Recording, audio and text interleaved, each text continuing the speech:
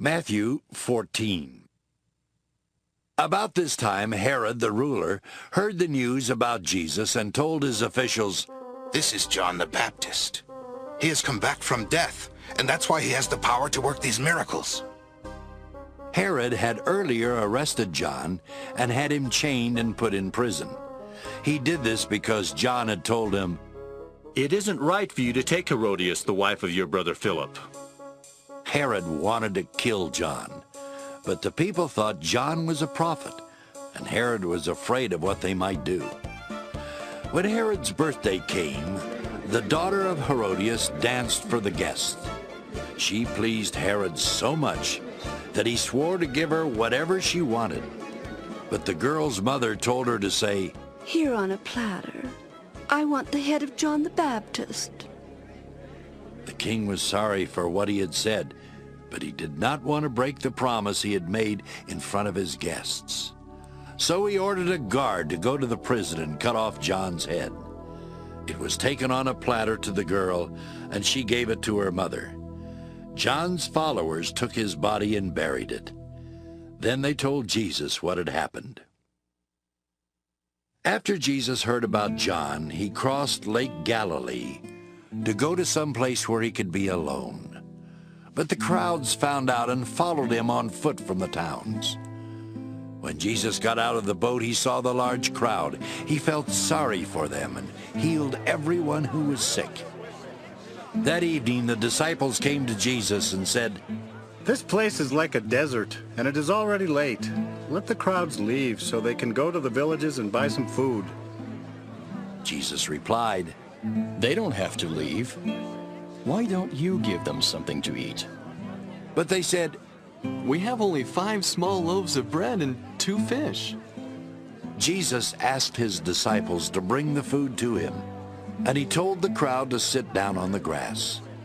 Jesus took the 5 loaves and the 2 fish. He looked up toward heaven and blessed the food. Then he broke the bread and handed it to his disciples, and they gave it to the people.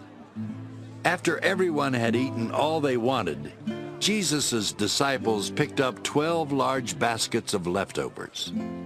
There were about 5,000 men who ate, not counting the women and children.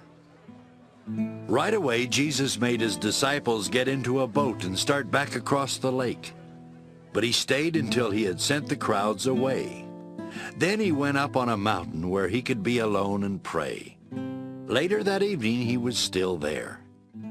By this time, the boat was a long way from the shore.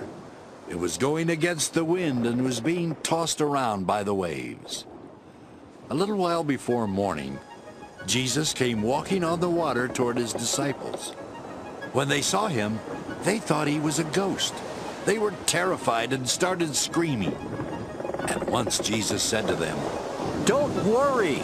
I am Jesus. Don't be afraid." Peter replied, "Lord, if it is really you, tell me to come to you on the water." "Come on," Jesus said. Peter then got out of the boat and started walking on the water toward him. But when Peter saw how strong the wind was, he was afraid and started sinking. "Lord, save me!" he shouted. Right away, Jesus reached out his hand. He helped Peter up and said, "You surely don't have much faith. Why do you doubt?" When Jesus and Peter got into the boat, the wind died down. The men in the boat worshiped Jesus and said, "You really are the Son of God." Jesus and his disciples crossed the lake and came to shore near the town of Gennesaret. The people found out that he was there. They sent word to everyone who lived in that part of the country. So they brought all the sick people to Jesus. They begged him just to let them touch his clothes, and everyone who did was healed.